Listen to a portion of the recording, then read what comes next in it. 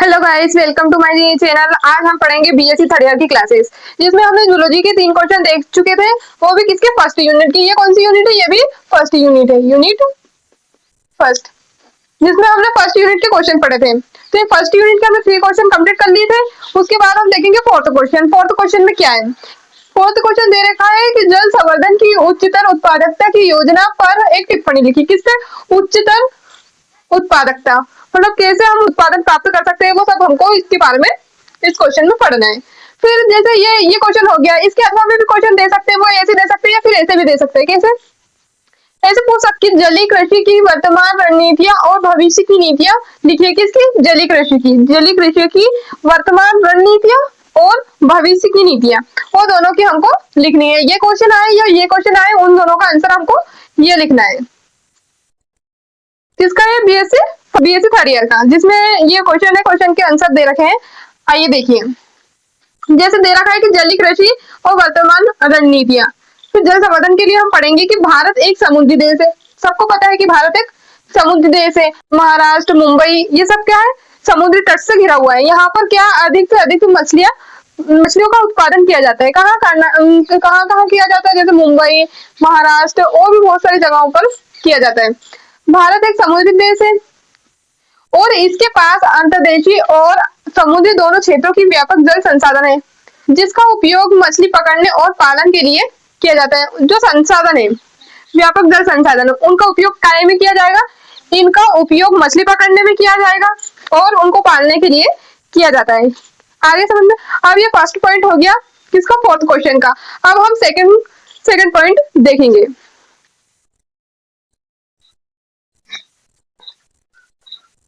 हमने first point देख लिया, अब हम सेकंड पॉइंट देखेंगे। क्या?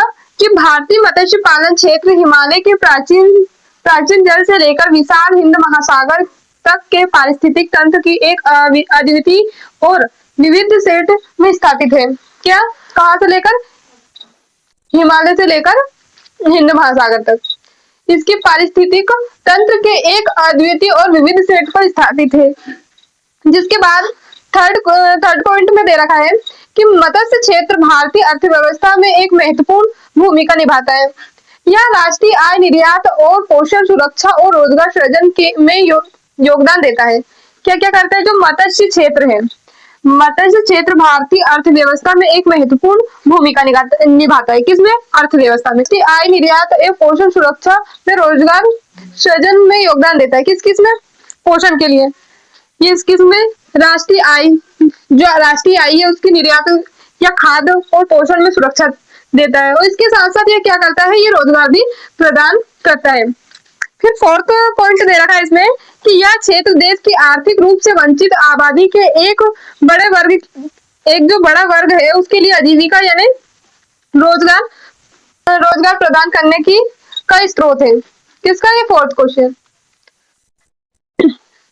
जिसमें हमने देखा ये क्या कि यह क्षेत्र देश की आर्थिक रूप से जो लोग वंचित है, जो गरीब है, जिनके पास एक रोजगार प्रदान करने का साधन नहीं है, उसके लिए भी यह क्या है? एक महत्वपूर्ण भूमिका निभाता है। किसके लिए? रोजगार प्रदान करने के लिए। इसलिए मत्स्य पालन एक,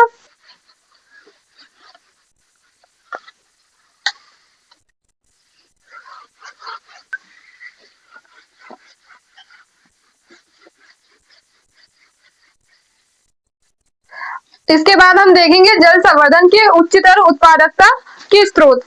वो स्रोत हम निम्न बिंदुओं के आधार पर समझेंगे। जैसे इसमें दे रखा है, इसमें हम पढ़ेंगे जैसे सफल सफल मछली पालन प्रबंधन। निम्न बिंदु है, निम्न बिंदुओं के आधार पर हम फर्स्ट बिंदु पढ़ेंगे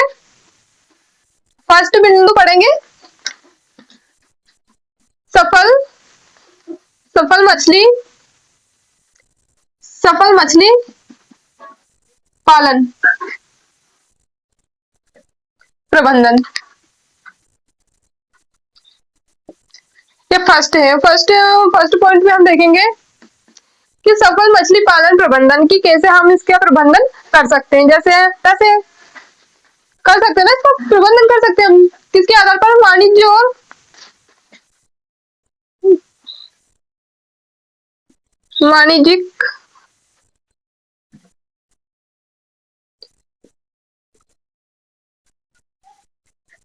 और आवासीय बिक्री, आवासीय बिक्री।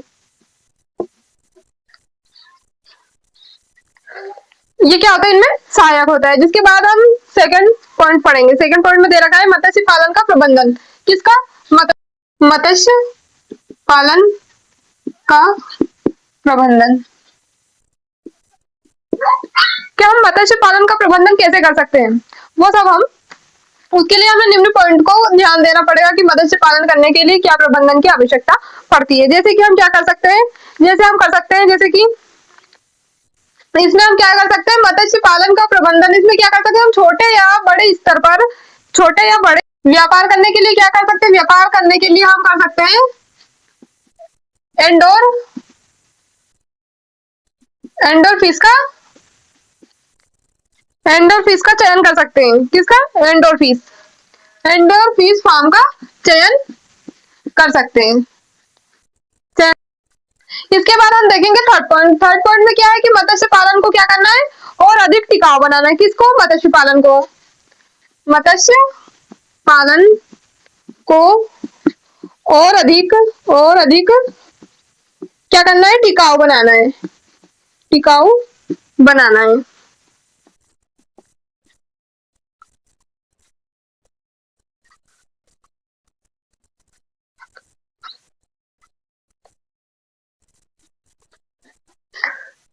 जिसके बाद फोर्थ पॉइंट देखेंगे हम, क्या देखेंगे उसमें, फोर्थ पॉइंट दे रखा है, फोर्थ पॉइंट में दे रखा है कि अधिक उत्पादन, क्या अधिक उत्पादन के लिए जल गुणवत्ता पर अधिक ध्यान देना चाहिए। किस पे?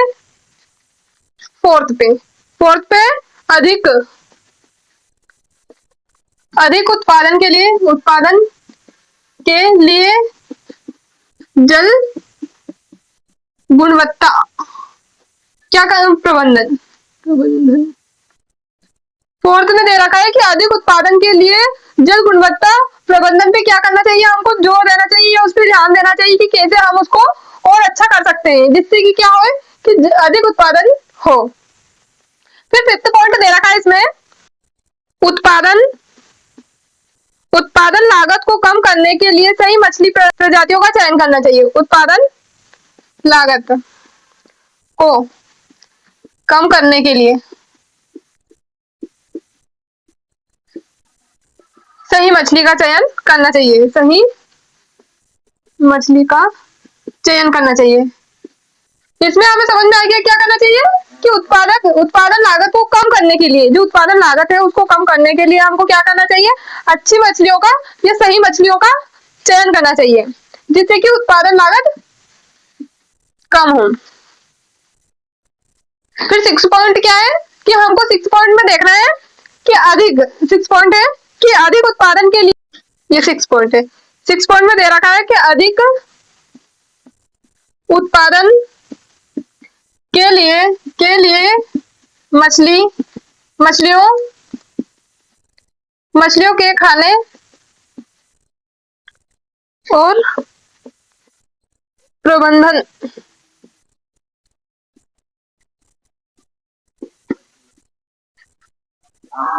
युक्तियों का क्या करना चाहिए, पालन करना चाहिए। किसका पालन करना चाहिए कि अधिक उत्पादन के लिए मछलियों के खाने और प्रबंधन की युक्तियों का पालन करना चाहिए। उन प्रॉपर तरीके से हमें क्या करना चाहिए, उनकी जो खाने का, सॉरी, खाने का जो प्रबंधन है उस पर ध्यान देना चाहिए कि कैसे उसको पौष्टिक आहार मिल सकता है, जिससे क्या है अच्छी गुणवत्ता में क्या होगी, अच्छी गुणवत्ता में उत्पादकता होगी और उससे हमें मुनाफा भी मिलेगा। वो सब हमको उसकी किस पे, प्रबंधन पे ध्यान देना चाहिए। तो पॉइंट है कि मछली पालन मछली पालन में खाद्य लागत, खाद्य लागत को क्या करना चाहिए, कम करने के लिए रणनीतियां अपनानी चाहिए,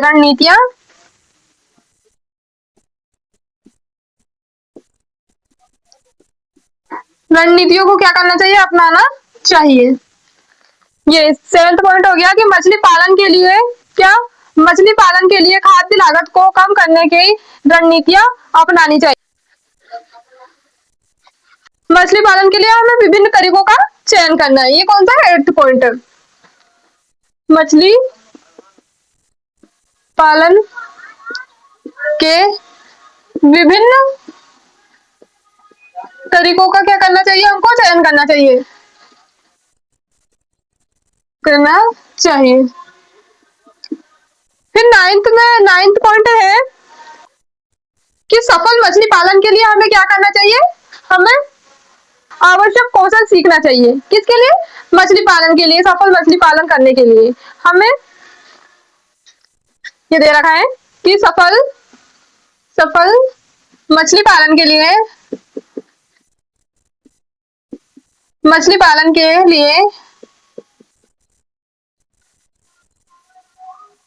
आवश्यक कौशल सीखना